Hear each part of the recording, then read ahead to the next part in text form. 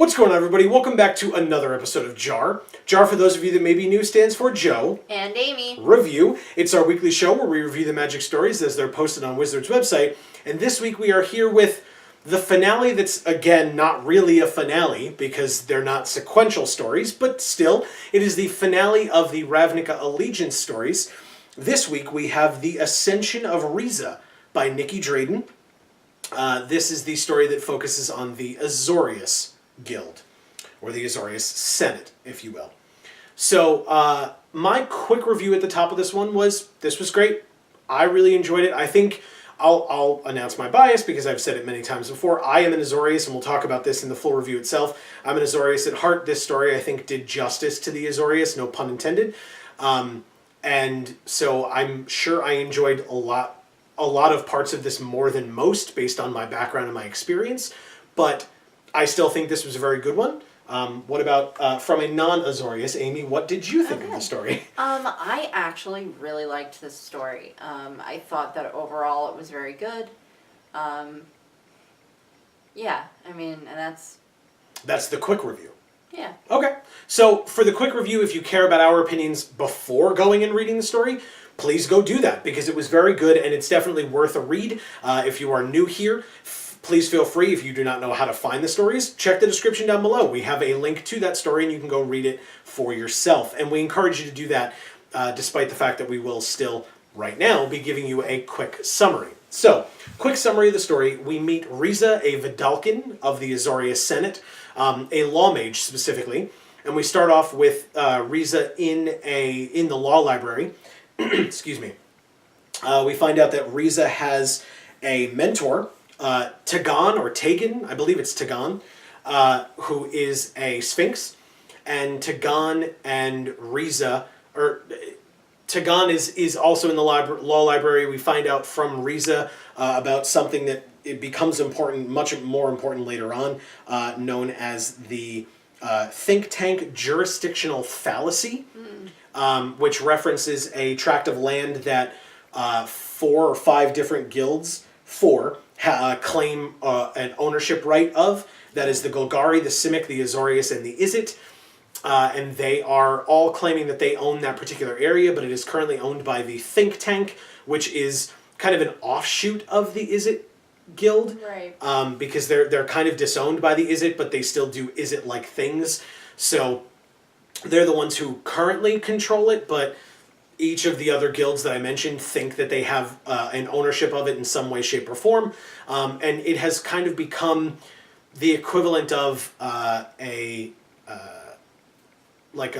thought experiment within the law classes for the Azorius, because it's a problem that all 4 of these groups have a rightful claim to it in some way. So how do you make it so that they can all work in tandem? And from what Reza explains to us in the story, that is something that no one has been able to solve to date, because it is just kind of one of those seemingly unsolvable things that they always present to students to see if they can, like, reason and think critically. Yeah, but it also kind of seemed like, I don't know, half like it was this unsolvable thing because it was too difficult to solve, but half like it was this unsolvable thing because nobody really cared enough. Very good point. Very good point. That is, I would agree. I would agree. And right, because the resources weren't being devoted to it, hence why they gave it to first-year law mage students. Right. Because it was like, here, you guys figure it out. And when they can, it's like, oh, well, we'll give it to the kids next year too.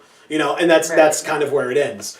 So, so we have that, and then we find out that, from Tagan, we find out that Reza had written a law. And that law was good enough to have gotten the attention of Dovin Baan, and been written into law by the Skywriters. And so it got written into the skies over New Prov, and it became an actual law. And this was something that Reza was very proud of. Yeah. And so, but now it's... The question from Tagan was, what are you going to do next? And so when Reza decides what they're going to do next, they kind of end up going to...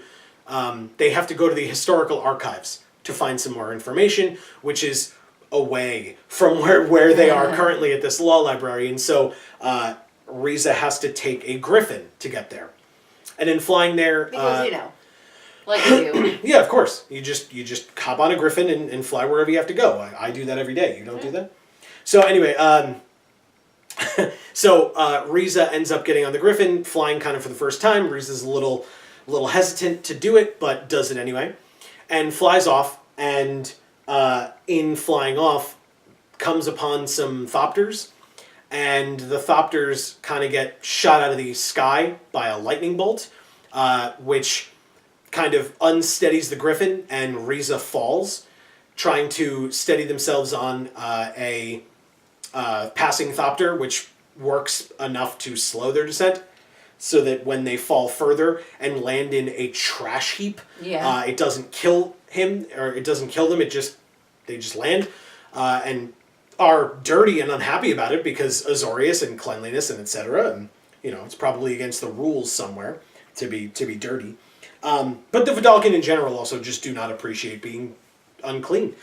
And so meets up with Hendrik, who is a character that we meet, who informs that there's a mad genius out there destroying thopters, shooting lightning bolts into the sky and destroying thopters. And Hendrik decides to, after some complaining, Reza decides to go home with Hendrik, and to get cleaned up properly, because Reza knows that they can't return home because they're too filthy and it would be embarrassing. Upon going to Hendrik's home, meets Janin, who is, I guess, a live-in partner? I couldn't quite tell. Oh, and Mooney is the nickname that Hendrik gives Janin, who is a human who was raised by Vidalcan, so kind of understands Reza and understands where Reza is coming from, and draws Reza a bath. And so that Reza can get all cleaned up.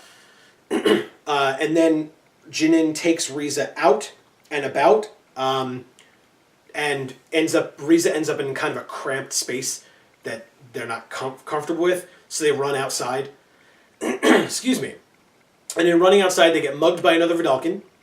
They chase after that Vidalcan and get, I guess, outside of the purview of the think tank space, the jurisdictional fallacy area, and come upon some Azorius arresters. And the Azorius arresters, Reza's like, "Thank God you're here. I need your help." And the arresters say, well, we're looking for a Vidalcan who's been mugging people, and you fit that description, aka racial profiling, which will all the same to me. Which we'll talk about later. But so there's that, and so in attempting to describe why Reza is there and who they are, Reza ends up getting on the wrong side of these arresters and runs away. Coming up again upon Hendrik and Janin, who are now on a thopter. You find out that mad genius, as Hendrik put it, who was shooting thopters out of the sky, was in fact Hendrik. Hendrik was now stealing these thopters and kind of scraping off the markings of the Azorius from the thopters and using them for his own gain. And so, against their better judgment, Reza gets on the thopter, flies away with Hendrik and Janin, and then as they're flying away, with Reza kind of contemplating the fact that they've broken so many laws in doing so, there's an elemental. There's a problem, right, that needs to be solved. Excuse me. And that problem is what do they say, an 80-foot tall elemental or something? No, 28-foot tall elemental or something like that. Very, very large. And the elemental, the Azorius are there to try to take it down, but it's within the think tank. And they have to wait until it leaves the think tank because of the jurisdictional fallacy. Right. Reza, despite all odds of the fact that people sitting in a room with law texts and all the time in the world to solve the problem can't do it. So Reza, despite all of those odds, with 45 seconds to think while on the back of a thopter flying through a war zone, basically, is able to at least temporarily solve the fallacy, and make Hendrik a ruler of this particular area of the city. So it's a city within the city, granting it sovereignty, and creating a new law that is kind of ratified by Hendrik as the new boss, shooting that law up into the sky, and allowing then the Azorius to come in and help, and eventually take down the elemental. It did take a bit, but it happened. then finding out that coming back home, Reza was able to actually solve the fallacy, and the main reason was because Reza had actually been to the think tank as opposed to all the other thinkers, quote unquote, Right. who had been trying to solve the fallacy. They'd never actually been present among the think tankers to know how they thought and what it looked like and etc. And what so actually helps. correct. And so Reza was able to do that, and just Tagan finally ends it with saying that it's now Reza's turn to go on and mentor others, Right. to kind of teach the next generation. Mm-hmm. So I think over that was a little bit longer of a summary than I wanted it to be, but yeah, but I don't know that there's a ton to review in this story necessarily. Like, I have not some things, but not a there's lot. not a ton of analysis that needs to be done. It's just kind of more like, this story was cool, and here's why. Okay, I think there's some things. And again, maybe it's because I'm the Azorius, and so I have some things that I want to talk about for myself as well. But yes, so that is the summary of the story. I do want to call out, because we talked about this a bit, I think off camera only, but there was the prior story where we had spoken about the Azorius in general, and we kind of found out that the Azorius weren't great people in whatever, I don't recall the exact story that Whatever it was. story they were in. Was it the Gruul maybe? I don't remember. Whoever got taken to the jail, I guess. Regardless, you guys know That was it. the Rakdos story. Yeah. Yes, thank you. Perfect.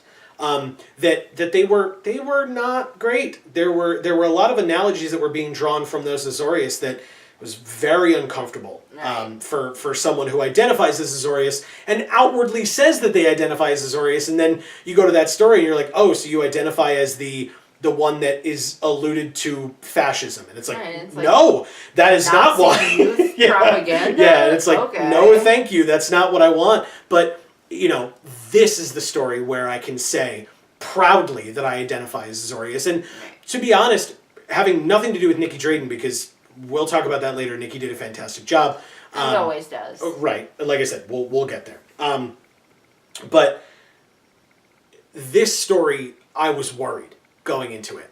Because Me too. it's like, I get it. Dovin Bond has taken over, and Dovin Bond's not the best. Right? I mean... I think he's the best. He's a great character. I agree with you. He's a great character. What he is doing and his purpose in being here means that he is not a great guy. Right. And for that reason, sure, you can allude to that. I was just really afraid that we were going to go into this story and we were going to have to read about, well, they're just following orders, and I was not ready for that at all. I was like, I don't want to have to talk about that. So, Thank God, thank you to Nikki and to the crew at Wizards for not doing that at all. That was really scary for a bit of time in between that Rakdos story and this story. Because that was scary. And by a bit of time, I mean like 5 weeks, because the Rakdos story was the first one, and then we have this one now, and we had a week off in there. Second one. Was it? I thought it was the first. Regardless, again, something else we can look back and check on. But that was something that, my concerns were quelled, and again, turned out to be a very, very good story, as most, if not all of these have been. Right. One thing I liked talking about, or I wanted to talk about first, just a comedic thing. I don't own a cat. I'm not really a cat person. Right. I don't dislike cats for the most part, but I'm aware enough of cats to know that I thought it was really funny that the Sphinx, the personification of Tagan as a Sphinx, of looking down at the table and seeing the translation rune or whatever that was on there, and just getting bored and just slowly batting it off the table until it like falls off, and then Reza like reaching out and catching it and realizing that it would have broken. So even Tagan, who is a mentor to Reza in the law library, can't buck her feline animalistic tendency enough to not knock over this fragile piece of equipment because she's part cat and she's bored, so she's going to knock it off the table. And Reza even says, if I put this back on the table, she's just going to do it again. And it's like, yep, that's a cat for you. Truth. So that was really funny. I really appreciated that. That was a nice like little toss in there, because it again, as many of these things, as I say, wasn't needed, but it was damn funny. I appreciated it. And I would say, like, probably one of the few comedic moments in the entire story this week. Very overall fairly serious story. Which makes sense for the Azorius. Yeah. Makes perfect sense for the Azorius. And you know, so I had no problems with that, but it was kind of the one comedic moment in here. And so to get to some more serious topics, well, first I'll say, I wrote right at the top of the story that this was the story that I wanted as an Azorius, right? For those of you that don't know, I don't mind admitting, I am an attorney. So I went through law school. I did the things that are being described, you know, walking into the super musty smelling law library. Oh God. Like I've said in the past that Nikki's stories are, you know, whether as a joke or seriously, hashtag relatable, that they're very relatable for me in many different instances. And this one, my God, I'm reading, you know, the first like couple of paragraphs and I'm going, wow, just, you know, being taken back to law school again. And the thing that made you kind of groan and roll your eyes made me laugh and have a huge smile on my face, which was when Reza said that they had written a law, and that law had 15 double negatives, 12 triple negatives, 7 footnotes, and 28 qualifications, which amounted to all one sentence. I hated it. One sentence. I was so mad. I loved it. I'm not saying that I love that style of writing. What I'm saying is I have read so many of those that I get it, I understand it, and it is hilarious to me.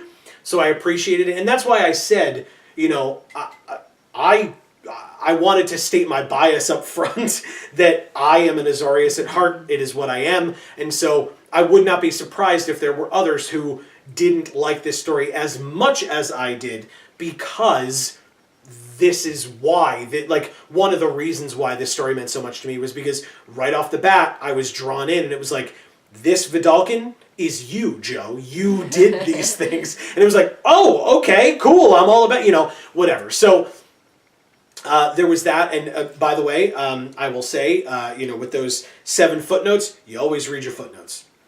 Always. that is something that was drilled in my head in law school, and I wrote that down. Always read your footnotes, because footnotes. So yeah, I hated that part of that story. I despised it. I thought it was funny. I thought it was very funny, and Wow. and like Amy said, As the resident gruel, everything about that sounds like the worst thing. yeah. She wants to. The worst She wants to tear it all down, which is great. That's perfect. So oh my God, I've been having issues today. Anyway, so with that being said, those kind of 2 more comedic sides of things, I really appreciated that. There were 2 more kind of allegories to the real world, which we've talked about. First of all, there was the or 3, but there was the kind of racial profiling that I mentioned, where the arresters were just like, oh, we're looking for a blue Vidalkin who's bald. It's like, that's So all of them. And yet the arresters are like, so looks like you. And Reza's like, I came here to get your help. Like, I'm a law mage, and of course, because Reza's satchel was stolen, that's the satchel that had the identification rune in it, or the identity rune in it. So Reza couldn't prove who they were. So they, again, were then further on the wrong side of the law. So, yeah, I don't know. I thought that was real. That was very real, a very real thing. Which, again, my privilege showing as it is, thankfully is something I've never personally experienced. I've only heard stories of people having experienced it. But that was, to me, clearly what that was attempting to express. And then the other thing was Reza made a statement at one point that I like, not quite blew my mind, but just sent me for a loop. When Reza said, talking about having not really left New Prov very often, and said that Reza kind of forgets the fact that Ravnica is an actual place, like is a grand city, and there's more to it than New Prov, and it's not just a thing that Reza can write laws for. I was like, oh my god, and you had made a comment about that to me. What? Yeah, I was pretty angry about that too. It's like, okay, so it sounds like you shouldn't be writing laws for it. Right, and I'm not condoning it, and saying that you're wrong for being upset. But my point in noting it was there are probably many people who would tell you that the lawmakers in whatever country you want to think of, we are from the United States, so it's the one that I'm... But it doesn't matter. Right. It's just the one that we are most familiar with. But you would have probably a lot of people who would say to you that the lawmakers are out of touch and are not in tune with the needs and the interests and the I can't think of, I guess, another word for it, but the needs and the interests of their constituents and or don't care. And that's, again, that's a lot heavier of a political discussion, which of course is, I think, what was attempted to be prompted by a statement such as that, or a metaphor such as that in this story. But I thought that was very interesting, is like, yep, these are the Azorius, like they're the ones who are in charge. They're not perfect, right? So they're not the level of the Rakdos story Azorius that we saw, thankfully, in this one, but they're not perfect, and Reza kind of notices it and doesn't really delve much further into it on their end of saying, like, that's a problem. I should probably know more about the area that I'm governing. But at least kind of realizes, oh, I don't really get out much, do I? So there was that, which I really appreciated. And then there was the end of the story, which I guess is somewhat of a contrast to that idea of people being out of touch with their constituents and their needs, is you had Tagan saying to Reza that Reza is to now become a mentor. And in becoming a mentor, Reza can help shape the minds of those to come in the future, because Tagan kind of understands that the laws that Reza is making, at least with regard to the jurisdictional fallacy for the think tank, it's not really going to go over super well with Dovin Bond. Yeah. And Tagan knows this, which is good. That's a nice realization to come to. And so kind of comments on the fact that... I wouldn't say it's nice, but it is a realization. Well, what I mean is it's a good thing that Tagan has the foresight to realize that, for knowing what challenges they might come up against. And saying that Reza is going to have to train people in the future so that those that come after will think the way that Reza and Tagan think, and not seemingly, because this wasn't expressly said, but seemingly not think the way that Dovin Bond and or other people who are currently in charge think. Again, that is also something that you can look to present day politics in the world. This time I can definitely say not just in the United States, because I know, look at the statistics for Brexit and the vote that happened among the people for Brexit. Look at some of the opinions that are being thrown around here in the States, right? So things like that, where you have people kind of hoping for the next generation to take over so that some of these old ways of thinking can be put out to pasture or out by the wayside or what have you. And note, I'm not attempting to put my own opinions either way in here. I'm just attempting to put forth the ideas that are referenced. I think everyone is entitled to their own opinions to a point. that it doesn't interfere with others. But yeah, I don't know. That's what it made me think of with that. I don't know if you had any more to add. No. Okay. So, there are plenty of like historical references I could make. Oh, and I'm not the history guy, so. But as that pool of references is so large, I was gonna say, I don't think I'll make any. Okay, so we'd be here all day, kind of a thing. Right. Okay, that's fair.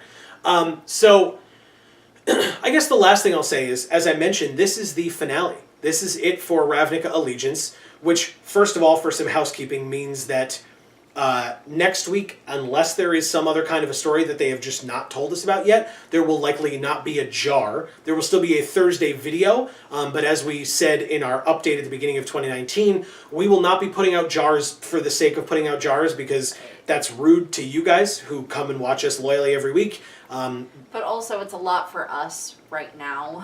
Well, that too. That wouldn't as much be the reason. Like, if there's a story that comes out next week, you better believe we're going to do our best to get it out to you. Right. But yes, as we've discussed, we are planning for a wedding, and boy, it's coming up close. So yeah. But yes, that's really neither here nor there. The reason that I wanted to bring it up, that this is the finale, is this is the last of Nikki Drayden's stories. Yeah. And while she wrote only 10, or I shouldn't say only, while she wrote 10, I mean, we saw the M19 stories, I think, went for 8, and the Dominari stories went for 12, so she's right there in the middle of those. I feel like we've been with Nikki for a while now, because it's 2 sets worth of stories, which... Since moving to this, came back. Well, I was going to say, since moving to this new model of storytelling with which authors are telling the stories, that's the first time this has happened technically. Right. Because they're not the same set; they're different sets. Although, again, if it were only the 5 stories and they had brought somebody else in to do the Ravnica Allegiance after Nikki did the Guilds of Ravnica, she would have been not the lowest number, because they did have the Vivian Reed stories, which were 4. Instead of what would have been 5. So they were able to keep Nikki around for both, which was 10.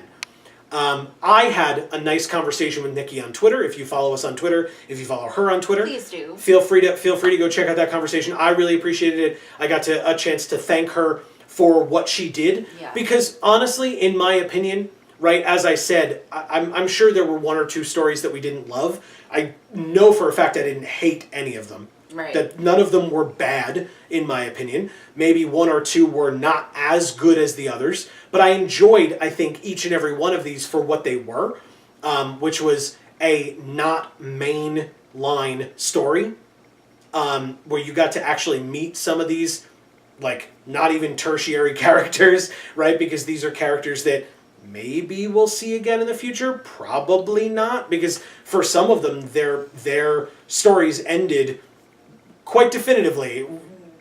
Like the Golgari one comes to mind, right? That person is a slave now, a dead mind slave to Mazarek. So, but regardless, it's possible that we see them again. Although I'm not going to hold my breath. But I think Nikki did a fantastic job, and I think that even if you are someone who maybe there was a story or 2 that you very much did not enjoy, I don't think that takes away from the praise that Nikki deserves for the work that she did, and not more or less so than any other author as well. But we have done this, we've said positive things about the other authors and thanked them as well. But again, I appreciated my personal conversation with Nikki, thanking her and congratulating her as she kind of took her leave, as she announced her final story today. So if you have the opportunity, I encourage you to go reach out to her as well in whatever form you would like to thank her. Because she even said to me in our conversation, "Thank you for welcoming me into the community." Okay. Yeah, and that was really cool. That was actually really adorable. Yes. Yes. But the thing I wanted to say about Nikki Please. was, I really loved the fact that she came back to do these stories too. Agreed.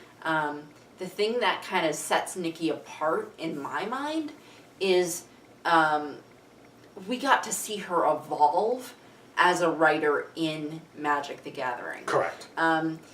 You know, when we started doing JaAR, the writers who were writing those stories were already good at writing Magic stories. It was their job. Right. Among other Right. things. But So those stories were just consistently good all the time, pretty much. And, you know, there was really only a few that we had issues with or whatever. Yep. But, and we kind of had our favorite authors for different reasons. Oh, yeah. Or, you know, Magic the Gathering was really good at giving certain topics to writers who would excel at those topics. We talked about those when we reviewed those stories Right. as well. So Or go back and watch moods. those. Or moods rather than topics. Yep. So, and they were really good at figuring out who should write what based on what they were trying to convey with that story. Mm-hmm. You know, fast forward to when they changed everything and all of those authors became no longer the authors.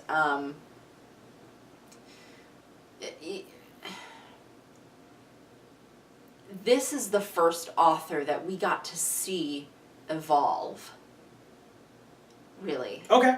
Yep, that's fair. in a Magic the Gathering space. Mhm. Because, you know, there is enough material to be able to say, okay, when she started, this is what it was like, and now that she's done with all of these, this is what it's like.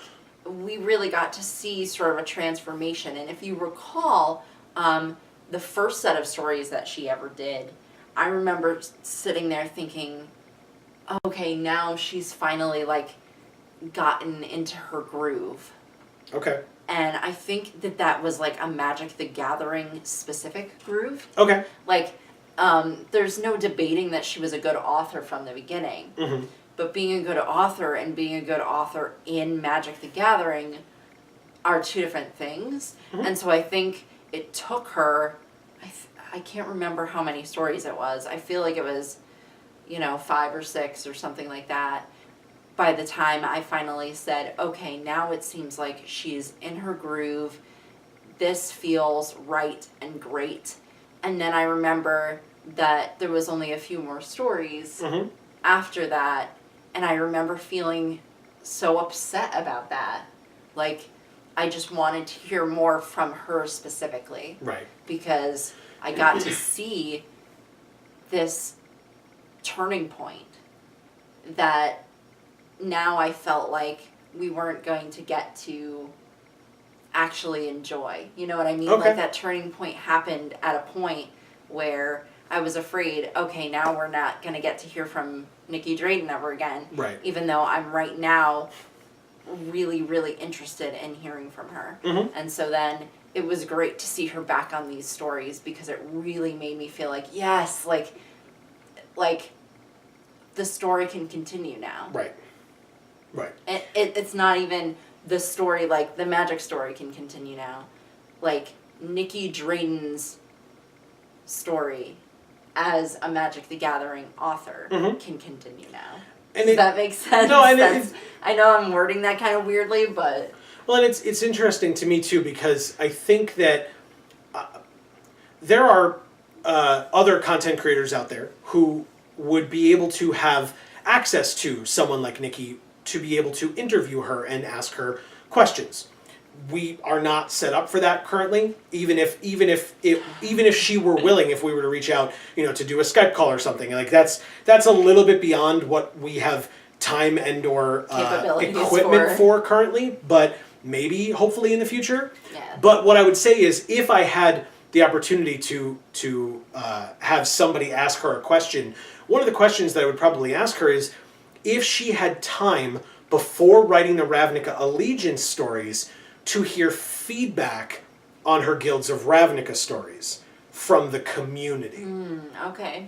Not just the people from Wizards, who were giving her notes on the stories, which they do all the time regardless. But if she were able to, maybe after the first 1 or 2 Guilds of Ravnica stories, hear what the community had to say and what the fans thought of, did they want her to go a little further? Is that why these stories all had content warnings on them? Because it was all 5, which I don't think was necessary for some. For most, like the Rakdos one, I understood, and it was the first one that had it, and so I was looking for it. In this one, what was the problem with this one? I can't imagine it, but that's fine. That's not a nitpick. It's just a confusion. But I'd be curious if were there people from the Guilds of Ravnica stories who maybe were upset by some of the content that was in the Guild stories, and so called it out, and so they decided to put the content warning up. Right?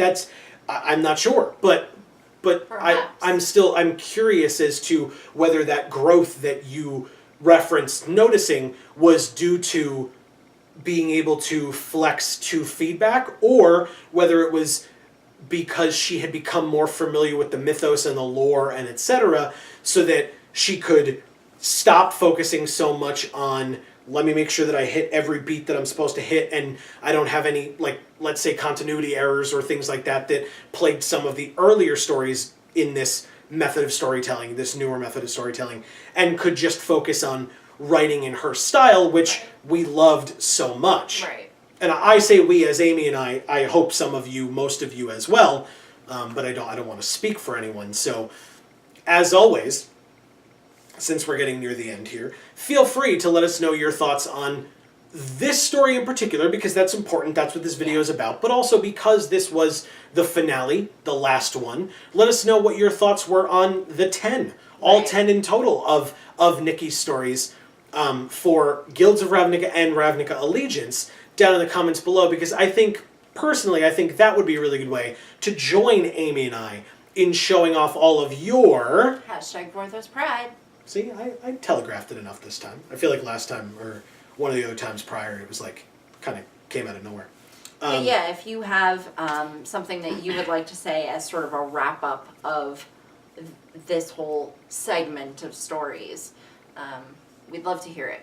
Leave it in the comments. Absolutely. And there have been, again, I'll call it out because there have been some great discussions going on in the comments.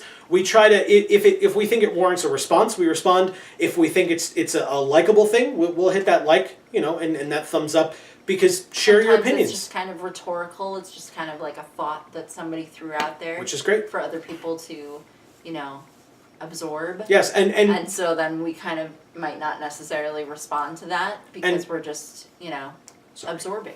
Yeah, and please feel free to interact with your other fellow Vorthos on yes, here, please. because that's the whole idea. Not just talk to us, we are the one. No, talk to yourselves, talk to each other. Like, have those discussions. That's what this is for. This community, this forum, etc. So definitely, thank you for hanging out. Again, I mentioned it last week. That we are at the 3-year mark for JaAR, essentially, and I said I would look at the playlist, and I did, and I told Amy this.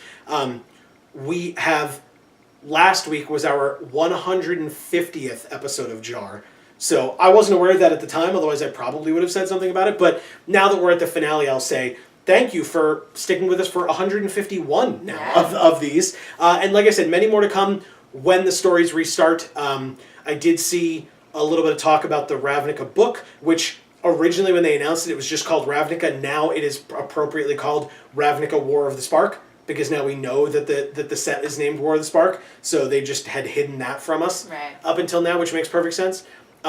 So yeah, when War of the Spark, if that's the next one, which is crazy to me that we're going to have to wait till the end of April for anything, maybe I'll send out some feelers, like I said, on Twitter, and see what's going on. But yeah, stay tuned to the channel, guys. You can feel free to subscribe. It helps us out so very much. So much. That's up here. And check with, like, friends and stuff who might watch Vorthos stuff. Yeah. This is a little behind the curtain, but YouTube has had a thing that's a subscriber dropping glitch. Yeah. That they don't acknowledge, that a lot of big named people are talking about, and we are very have been for quite a while. and we are very small named. But I've put forth that information often to YouTube and never gotten a response. Which again, But they fixed it a couple of times. I thought you said. Maybe the once. Or attempted to. Maybe the once, and it was good for like a month or two, but then it came back. So just every once in a while, maybe if you've subscribed, make sure you're still subscribed, because there's nothing I can do about it, and I greatly apologize for it. But keep an eye out. I would appreciate it, because, like I said, it helps us out. And because I rambled on, the thing wasn't up there when I pointed it out, but it should be up there now, because we're going to wrap up this episode. Thank you guys so much for watching. We really hope you enjoyed this episode of JaAR here on Geek for All.